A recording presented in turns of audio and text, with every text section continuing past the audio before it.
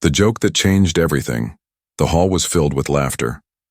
Nobles from across the galaxy gathered in the throne chamber of Baron Zelroth. The alien baron, tall and cruel, raised his glass and pointed at the human man standing silently in the corner. "This is Jack," the baron said, mocking, "A human warrior, strong but simple. He's done a few tasks for us, let's give him a reward." Everyone chuckled. "Jack," the baron grinned, "I give you my daughter as a joke bride. She's yours for 1 moon cycle. Do what you want. Then return her to me." Gasps filled the room. Some laughed, others stared in disbelief. The baron's daughter, Lysera, stood tall beside her father. Her silver dress flowed to the floor. Her glowing blue skin and soft eyes made her look delicate, but her voice was steady. "I will go," she said. No one expected that. Even Jack was surprised. He had seen alien cruelty, but he hadn't expected this kind of game. Still, he didn't speak. He only bowed slightly. "If she agrees," Jack said slowly, "I accept." More laughter. The baron clapped his hands and waved them off. "Take her and go. Let the joke begin." Later that evening, Jack walked beside Lysera in silence. The ship was small, dusty, and filled with human-made tools. She sat quietly as he prepared her a meal. "You're not afraid?" Jack asked. "No," she replied. "I'm used to being treated like I'm not real." Jack looked at her carefully. "Why did you agree?" Lysera touched her wrist, where a thin silver bracelet glowed. "My father gave me to punish me. He thinks I'm weak, but I saw you during the last battle. You saved children. You didn't kill when you didn't have to. I'd rather be your joke bride than stay in that palace." Jack didn't smile. He simply nodded. "There's only one bed," he said. "You can have it." She blinked. "You won't claim your rights?" "I don't take women like property," Jack said. "Even in a joke marriage." She stared at him, confused. For the first time in years, she didn't feel like a thing. She felt seen. Over the next few days, things were quiet. Jack taught her how to make earth food. She told him stories of the palace. They sat and ate in silence most nights, but it wasn't uncomfortable. It was peaceful. One night, Lysera stepped outside to watch the stars. Jack followed, carrying a blanket. "You miss home?" he asked. "No," she said softly. "I miss being someone who mattered." "You matter here," Jack said. She looked up at him. "Why are you kind?" Jack didn't answer. Instead, he spread the blanket over her shoulders. "I've seen war, pain, suffering. You've seen it too. I don't want to add to it." Lysera felt something strange inside her, a warmth that wasn't fear. It was safety. Jack didn't treat her like a joke. He treated her like a person. A week later, they reached a small supply station. Other humans were there, miners and traders. Jack introduced Lysera as his wife. No one laughed. No one asked if it was real. She looked at Jack after they left the station. "You didn't have to call me that." "I did," he said. "Because you are. For now." Lysera didn't say anything. Her heart was beating fast. This human wasn't like the others. He wasn't using her. He was protecting her. That night Lysera cooked for the first time. It was terrible. Jack still ate it with a smile. She laughed, really laughed, for the first time since she was a child. "Don't lie," she said. "It's awful," Jack said. "But thank you." She looked down. "Thank you, Ma, for treating me like a real bride." He leaned forward slightly, searching her eyes. "You're more than that, Lysera. You're a person. No one should be used like a game." Tears formed in her eyes. She quickly wiped them. "I don't want to go back," she whispered. Jack reached out, placing his hand gently over hers. "You won't." Back on her father's planet, Baron Zelroth received a message. One of his spies reported that Lysera was still with the human and smiling. The Baron crushed the message tablet in his hand. "It was supposed to be a joke," he growled. "Why is this human still alive?" He turned to his advisor. "Watch them closely." But the Baron didn't know. His joke had already started to become something real. And Lysera? She was no longer a toy. She was a woman, standing at the edge of love. And something even more powerful growing inside her. Lysera sat on the edge of the small bed, fingers curled around a warm cup of something Jack called cocoa. It was thick, sweet, and unfamiliar, but comforting. The ship made soft humming, noises, and the outside stars blinked in silence. This place wasn't a palace. It had no glowing walls, no servants, and no fake smiles. It smelled like oil, iron, and cooked food. Yet somehow, it felt safer than anywhere she had ever lived. Jack didn't speak much. He wasn't rude, just quiet. His eyes watched everything, her expressions, her body language, the way her hands trembled sometimes when she touched human tech. He showed her how to use the heater, how to open food packs, and how to repair the water line in the kitchen. He treated her not as a wife to control, but as a crewmate. She was free to speak or stay silent, move or rest. At night, he gave her the bed while he lay on the cold floor with just a blanket. One evening, Lysera finally asked, "Why don't you sleep in the bed too? We're married, aren't we?" Jack didn't even look up from the tool he was fixing. "We're married because your father wanted to mock me. I didn't marry you for that reason until you say otherwise. This is your space. I won't cross that line." His voice was steady, almost emotionless. But that calm voice made her chest. No alien man, no noble, no soldier, had ever cared about her comfort. She had grown up being told she was beautiful but worthless, a symbol, a tool, a puppet. Now, this human, a man born on a planet her people once called primitive, was giving her something none of them ever did: respect. Lysera started watching him closer. She saw how he carefully saved every broken piece of wire and reused it, how he kept a photo of two small children on the wall, probably siblings or lost friends from Earth, and how he always looked away when she stepped out of the shower, even though she wore nothing but a towel. One morning she stood behind him while he cooked eggs and said, "You know, it doesn't feel like a joke anymore." Jack turned slightly. "What do you mean?" "I mean this," she waved around the room. "You and me. We live like a real couple. You talk to me. You protect me. You even eat my bad food." He chuckled softly. "It's not that bad." "Yes, it is," she said with a rare smile. "But I'm learning." Something gentle passed between them in that moment. Something soft, but unspoken. Not love yet, but maybe the beginning of it. A seed planted in dirt and silence. The next few days were different. She sat closer when they ate. She laughed more often.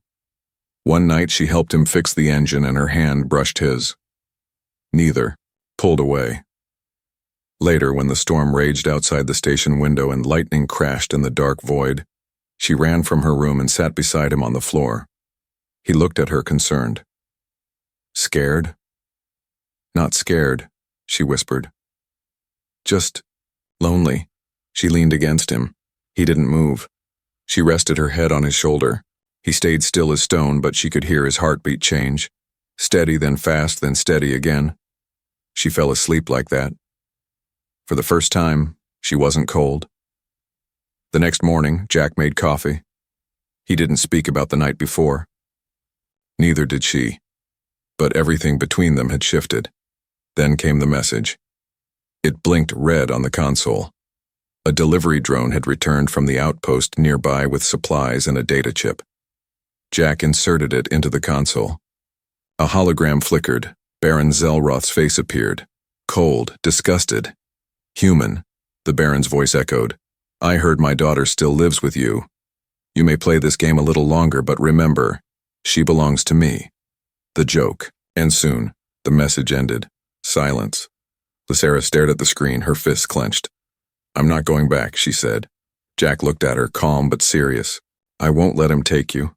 Her voice cracked. "Even if he sends ships?" "I've fought worse," he said. Tears built in her eyes, but she held them back. "You're not like other men." "I'm just a man," Jack said quietly. "Who knows what it's like to lose freedom?" She stood, walked over, and placed her hand on his chest. "I want to stay, not because of safety, but because I feel like I matter here." He placed his hand over hers. Then you stay, as long as you want. She nodded. She didn't say what she was thinking, that maybe, just maybe, she was falling in love with a human, and somewhere deep inside her, something was already growing. The stars outside the ship were endless, silent and far away. Lysera sat at the window late into the night, wrapped in Jack's old gray jacket. It smelled like metal and ash, but also like comfort. She couldn't sleep, not tonight. Something inside her had shifted. She had spent weeks watching Jack, learning his quiet habits, his gentle strength. He never touched her, never asked for anything, never raised his voice. And that silence, that respect, had become louder than any scream she'd known before. Tonight, she couldn't hold it anymore. She stood from the window and walked through the hallway, each step careful, her heart racing. Jack's door was slightly open. He lay there, shirtless, his chest rising and falling slowly. His arm was over his face, the other across his stomach. Even in sleep, he looked like he carried 1,000 silent battles inside. She knocked once. Jack woke instantly, eyes alert, hand ready, but when he saw it was her, he relaxed. "Lysera," he said softly. "Are you all right?" She stepped into the room but didn't answer right away. She closed the door behind her, then looked at him with wide, glowing eyes. "I can't sleep," she said. He sat up slowly, concern on his face. "Nightmare?" She shook her head. "No, just, I've been thinking. About everything, about you, about me, and something I feel but don't understand." Jack looked down, unsure what to say. "You don't need to explain anything, Lysera. You're safe here." She stepped closer. "I know. That's why I'm here." Jack looked up again, eyes steady. "What are you asking me?" She reached out and took his hand, placing it on her chest just above her heart. It beat fast beneath his touch. "I want to feel what you feel," she whispered. "Not as a joke, bride. Not because I'm scared, but because I want this. With you." Jack's breath caught in his throat. He stared at her, trying to read her face. She wasn't trembling, she wasn't confused, she was sure. "Are you certain?" he asked, his voice low. "Yes," she said. "You've never treated me like a thing. You've waited. You've been patient. I want this to be real." Jack moved slowly, pulling her closer. He kissed her forehead first, then her cheek, and finally her lips. It wasn't rushed, it wasn't wild, it was warm, slow, deep. Like two souls finally meeting after walking alone for too long. Lysera closed her eyes as he touched her face with care, as if she was something fragile he never wanted to break. And for the first time in her life, she didn't feel like someone's property. She felt loved. They woke together, tangled in each other, the morning light from the small window falling across the bed. Lysera opened her eyes first. She looked at Jack's sleeping face, calm and strong. A small smile formed on her lips. She placed a kiss on his shoulder and whispered, "Thank you." Jack stirred and blinked. "Morning. Morning," she replied. "Are we different now?" Jack stretched and pulled her closer. "Maybe, but only if you want us to be." "I do," she said. "I never thought I'd say this, but I'm glad my father gave me away." Jack frowned. "That's not something you should ever be glad about." "I know," she said. "But if he hadn't, I would have never found you." He smiled softly. "Then maybe." His cruel joke gave us something true. The next few days were filled with quiet joy. Jack showed her how to tune the ship's nav system. Lysera surprised him by picking up human engineering fast. They laughed more, cooked together, and slept wrapped in each other each night. But changes had begun, not just between them but in her body. Lysera started waking up tired. Her skin felt hotter than normal. Her appetite changed. At first she ignored it. She thought it was just stress or a reaction to the human food. But then one evening she dropped the spanner she was holding and collapsed onto the chair, breathing hard. Jack rushed over. "Lysera, what's wrong?" I don't know. I feel dizzy, she said, her voice weak. He placed a hand on her forehead. You're burning up. They ran a scan with the ship's medkit. The screen blinked, then froze. Jack stared at it, his voice was barely a whisper. You're pregnant. Lysera looked at the screen, stunned. No, that's not possible. It's too soon.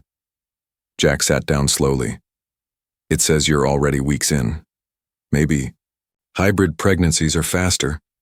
She touched her stomach, a mix of fear and wonder in her eyes. My kind. We've never had children with humans. It's rare. Dangerous. My father will never allow this. Jack looked at her. We won't let him decide. Tears formed in her eyes again. Jack, what do we do? He reached out, took her hand, and held it firmly. We do what we've always done. We fight. Together. Lysera nodded. Her body shook, but her grip didn't loosen. That night, she didn't reach for Jack out of loneliness. She reached for him because now they were a family. The ship was quiet as Lysera sat alone in the engine bay staring at her hands. They were shaking. Not from fear, but from the weight of everything now inside her. Her body felt strange, warmer, alive, like something sacred had begun growing deep within her, something not fully alien, not fully human. A child. Their child. She placed a hand on her stomach, still flat, still unchanged to the outside world, but she could feel it, a quiet thrum beneath her skin. Jack walked in slowly, carrying a small blanket. He paused when he saw her, then knelt beside her without saying a word. Lysera leaned her head against his shoulder, and for a long while neither of them spoke. The silence between them was soft, filled with a new kind of fear and hope. Never thought I would carry life, Lysera said finally, her voice barely a whisper. My people see hybrid pregnancies as cursed. Most don't survive. The child might not be accepted by either side. Jack looked at her, his voice calm. I will accept it, always, no matter what it looks like, no matter how it grows. This child is ours. She nodded, tears gathering again. But I don't know what's coming. What if I get sick? What if it hurts me? What if it hurts them? Jack placed his hand gently over hers. Then we fight together, like always. He helped her to her feet. We need help, real help. Medical care. Lysera's heart sank. There's only one place that might understand alien pregnancies like this. My father's world. Jack's jaw tightened. He hated the idea, but he also understood it was the only real choice. The Baron's world had science far beyond what Earth had. They could scan, treat, and monitor hybrid development. And maybe it was the only way to save her and the baby. So he made a choice. He would go back to the very palace where this all began. The next morning, Jack prepared the ship's course. Lysera sat nearby, silent, watching him. She could see the tension in his movements, the way he clenched his jaw each time he thought. She wasn't looking. You don't have to do this alone, she said. He looked back. I know, but if your father tries to take you again, I won't just walk away this time. Lysera reached out, touching his face. You're not the same man who accepted a joke bride. You're something stronger now. Jack smiled, but it didn't reach his eyes. So are you. 2 days later, the ship entered orbit over Baron Zelroth's world. The sky was black with silver clouds, the surface below dotted with towers and sharp light domes. Their landing was not soft, it was not meant to be. 2 guard ships scanned them before allowing a descent. Jack stepped off first, hands raised. He was met by 10 soldiers. Behind him, Lysera stepped down slowly, her hood over her head. Gasps followed. Lady Lysera? One guard whispered, stunned. She's with child. The soldiers backed away, uncertain. Their scanners were already blinking red. The data confirmed what they saw. Half human, half noble, a hybrid life form, an impossible one. Inside the palace, the Baron stood in front of his throne, face like carved stone. I expected you to come crawling, he said coldly. Jack stood tall. We need medical care for the pregnancy. The Baron's eyes narrowed. So it's true. You touched her. You mated with my daughter like a beast. Lysera stepped forward. I chose him. The Baron ignored her. That child is a threat to bloodlines. It should never have existed. Jack clenched his fists. It exists, and you're going to help. The Baron chuckled darkly. You forget your place, human. By our ancient laws, once a noble female carries life of mixed blood, the child and mother belong to the High House. You can't keep her. Jack stepped between Lysera and the guards. You'll have to kill me first. Gladly, the Baron said. He raised his hand, but then Lysera shouted, her voice ringing louder than any weapon. By right of birthstone, I invoke the mother's claim. The hall went silent. Every noble froze. Even the Baron stepped back. You can't, he started. I can, Lysera said. I carry royal blood. I choose this man. I choose this child. And I reject the chains of this house. The law was old, rarely used. But binding. The Baron's eyes blazed. But he could do nothing. He turned away. Leave, go back to your hole. But remember this, daughter. When that child is born, the blood it carries may attract others far worse than me. Jack took Lysera's hand, heart pounding. Let them come. That night, they flew away under a silent moon. Lysera lay in Jack's arms, exhausted but at peace. Their child had been claimed not just by law but by love. The stars behind them grew smaller as Jack's ship entered deep space, leaving the Baron's world far behind. Inside the ship, Lysera lay curled under a blanket, her eyes closed, one hand resting protectively over her belly. Her breathing was slow, peaceful. But Jack sat in the pilot seat, awake, watching the dark horizon ahead. His mind was not at peace. They had escaped, yes, but it didn't feel like freedom. Not yet. The Baron had let them go, but only because ancient law had forced him. Jack didn't trust that mercy. Zelroth wasn't a man who allowed insults to go unanswered, and this, his daughter, pregnant with a human's child, was more than an insult. It was a wound to his honor. Jack kept the ship's scanners running on high alert. He knew the Baron had shadow vessels, elite hunters who followed no rules. If even one of them was sent, they'd never see it coming. He looked back at Lysera sleeping and promised himself again, no one will touch her. Not while I'm breathing. A sharp beep broke the silence. A message signal. Jack opened it slowly. The words on the screen were simple. The joke is over, human. The child is mine. The daughter is mine. You will return them, alive or in pieces. There was no name. There didn't need to be. Jack stared at the screen, then shut it off. The next morning, Lysera woke with a strange feeling in her chest. It wasn't pain, more like a tightness, a warning. She found Jack near the engine room checking a panel. You didn't sleep, she said softly. He glanced at her, eyes tired. Didn't want to. You saw something, she added. I can feel it. Jack hesitated, then nodded. He sent a message, said he wants you and the baby back, threatened to take you by force. Lysera's face went pale, but she stood tall. He can't touch us, not anymore. Jack looked down. He can try. And if he does, we have to be ready. That day, they didn't rest. They reinforced the ship's shields, scanned the route ahead, and packed emergency pods just in case. Jack even reprogrammed the ship's AI to send a distress call if they were attacked. Lysera wanted to help, but her hands trembled too much. Her body was changing. Fast. The child inside her was growing faster than expected. Jack noticed. You need to rest, he said gently. Let me handle this. I want to fight too, she whispered. He reached for her hand. You already are. That night they sat together, in the engine room. Jack had made a small firelight inside a jar. Lysera leaned against his shoulder as they shared a simple meal. Nothing fancy, just warm.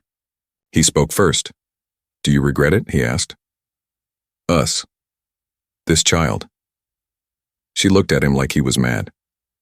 "Never. You gave me more than a home. You gave me a life I never knew I deserved." He sighed. "I just wish I could give you peace." She smiled faintly. "You already did. The moment you didn't laugh when I was handed to you like a toy." Jack kissed her forehead. "Then I'll fight to keep that peace." And he meant it. 3 days passed. Then it happened. Alarms screamed. The ship shook. Something had attached to their hull, silent, invisible, fast. Jack jumped to the controls. Stealth vessel, no signature. It's his assassin crew. The lights flickered. Systems dropped. Lysera ran to the wall panel. "They're disabling the power. They're trying to board." Jack grabbed a weapon from under the console. "Get to the pod. If they breach, you launch." Lysera stood firm. "I'm not leaving without you." Jack turned to her, voice hard. "If they get you, this child is gone. You are the priority." She opened her mouth to argue, but stopped. She saw it in his eyes. This wasn't about pride, it was love, pure and raw. She nodded. "Okay, but you come back." "I swear." She ran. The ship shook again, this time louder. A hole ripped open in the side wall. 2 armored figures stepped through with glowing eyes and long rifles. Jack didn't hesitate. He fired first. One went down. The second returned fire, hitting Jack's shoulder. He dropped to one knee, but then with a roar lunged forward and smashed the soldier's mask with the butt of his weapon. The body dropped. Jack stood, bleeding, but still breathing. In the pod room, Lysera had her hand on the launch button when Jack limped in, half covered in smoke and blood. She cried out, "You're hurt." "I've been worse," he groaned. "Let's go." They launched the emergency pod toward a nearby moon. The ship behind them exploded, a bright bloom in the black sky. As the pod floated silently through space, Lysera held Jack's hand tightly. "You saved us." Jack shook his head. "No, you saved me. The moment you didn't laugh either." She leaned against him. They had lost their ship, but they still had each other, and the child of 2 worlds still lived.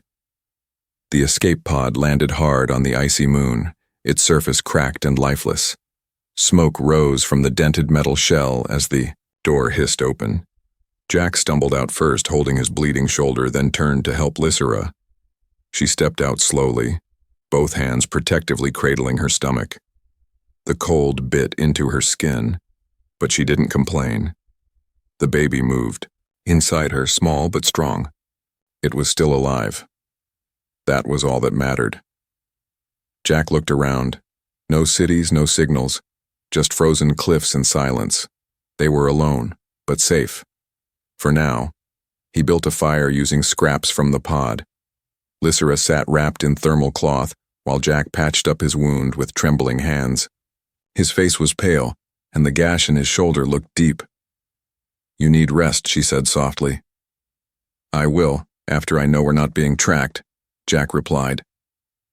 Lysera touched his arm. "You fought for me, for our child.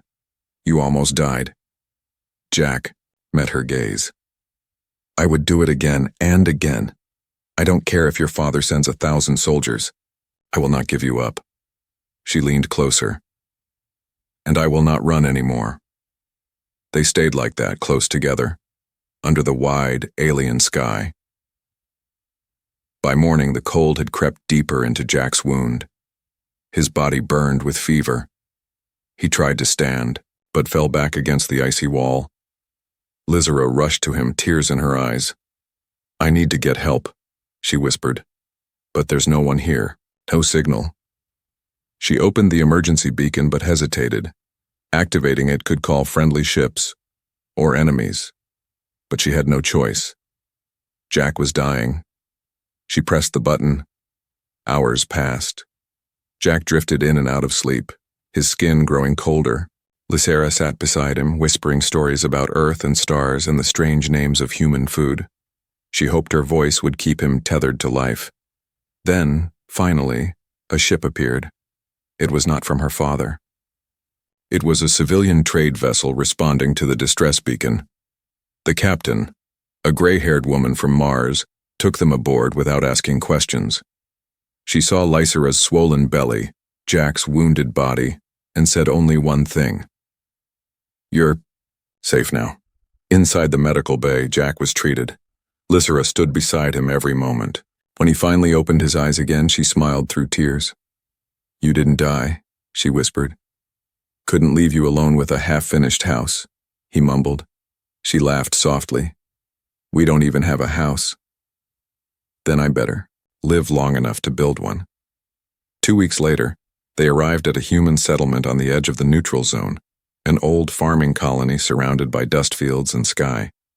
Jack rented a small cabin on the edge of the hills away from crowds. He walked slowly now, still healing, but alive. Lysera filled the space with warmth, cooking meals she barely knew how to prepare, but Jack ate everything anyway. She decorated, the walls with cloth, stones, and tiny lights. Every day the baby kicked stronger. She began humming lullabies she didn't even know she remembered. Life returned in small pieces, but danger still followed. One morning Jack stepped outside and froze. A figure stood by the gate. Not a soldier, not her father. Lysera joined him, her breath caught. It was Baron Zelroth, alone. No weapons, no guards. Just him, his long cloak blew in the wind. "I didn't send the assassins," he said calmly. "They acted without my command. I punished them." Jack didn't believe him. "You came here to take her back," Jack said, hand near his weapon. "No," the Baron replied. "I came to see the result of my mistake." His eyes moved to Lysera's stomach. "When I gave you to him," he said to her, "I never imagined you would make something real." Lysera stepped forward. "You never saw me as more than a symbol. Now I am a mother." "You were supposed to be a joke bride," the Baron whispered, voice tight. "But now, you are a legend." He turned to Jack. "This child, our blood, may one day change everything. That power must be protected and feared." Jack stood tall.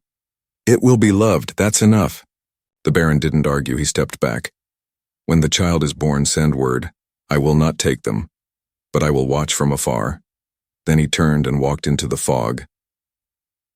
That night, Lysera sat in Jack's lap by the fire, his arms wrapped around her as the wind howled outside.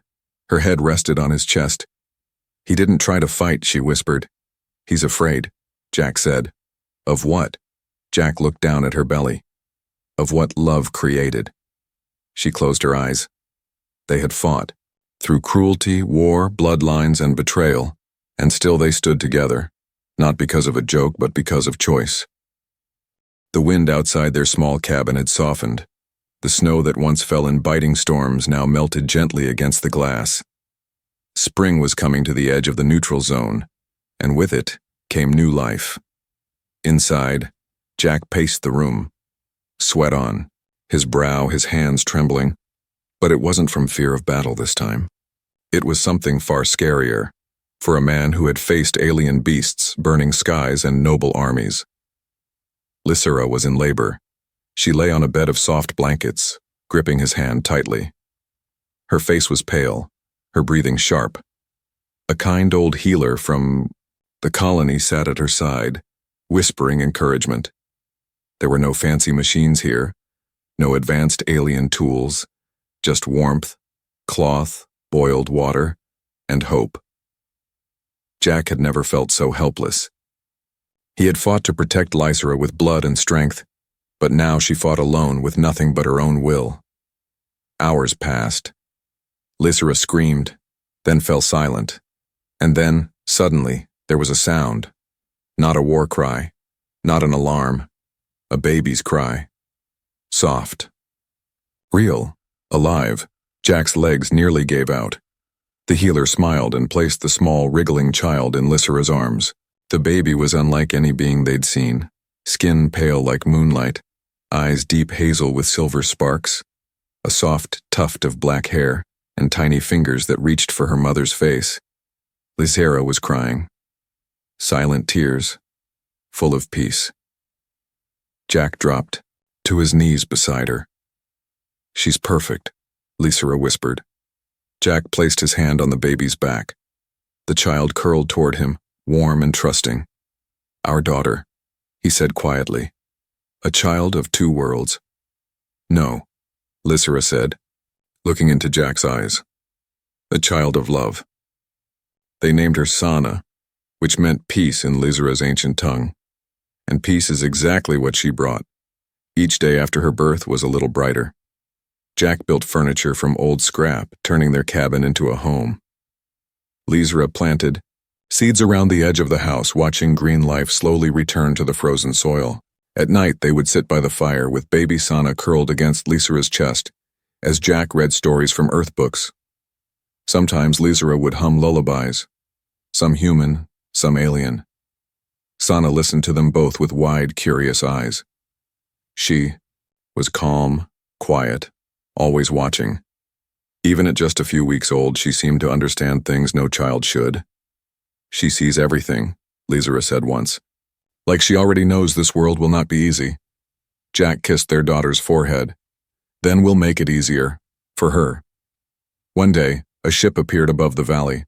Jack was outside, cutting wood, when he saw it descend. He froze. Lysera stepped outside holding Sana. Her eyes narrowed, but the ship didn't fire. It didn't hover in threat. It landed carefully on the far edge of the field. Out stepped an old man in royal robes, Baron Zelroth, unarmed, alone. He walked slowly, limping slightly. His proud figure was older now. The sharp cruelty in his face had softened, but his eyes still held something unreadable. Lysera clutched Sana close. Jack moved to stand between them. The Baron stopped 10 feet away. "I will not stay long," he said. Jack didn't respond. The Baron's gaze fell on the baby. His lips parted, but no insult came. "She is strong," he said. "She is ours," Lysera said coldly. The Baron nodded. "And I will not take her." Jack narrowed his eyes. "Then why are you here?"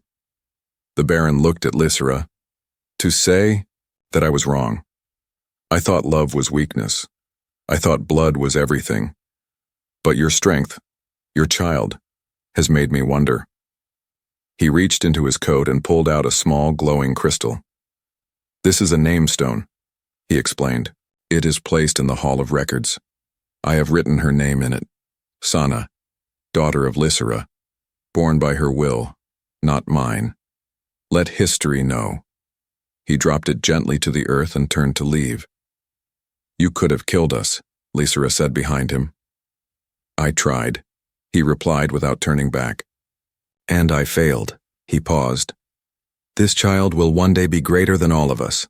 That is my last gift, knowing it." Then he left. Years passed. Sana grew faster than normal children. Half human, half noble blood made her sharper, stronger, and wiser. By age 3, she could speak both languages. She asked questions about the stars, about war, about peace. She wanted to know why people hurt each other. Jack taught her Earth's history. Lysera taught her about ancient noble wisdom. But together, they taught her what no book ever had: compassion. Sometimes travelers came to the colony and whispered stories of a noble daughter who married a human warrior, of a child born from a joke that turned into legend, of a man who built a home out of love, not metal, and in those stories people found hope. One quiet evening, Jack sat on the porch, watching the twin suns fall behind the hills. Lysera came out wrapping a blanket around him, Sana running ahead chasing fireflies. Jack smiled, wrapping an arm around Lysera. "We started with a joke," he whispered. Lysera rested her head on his shoulder.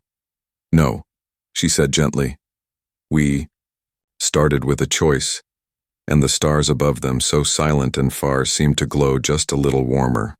For the man, the woman, and the child of two worlds, who chose love over everything else."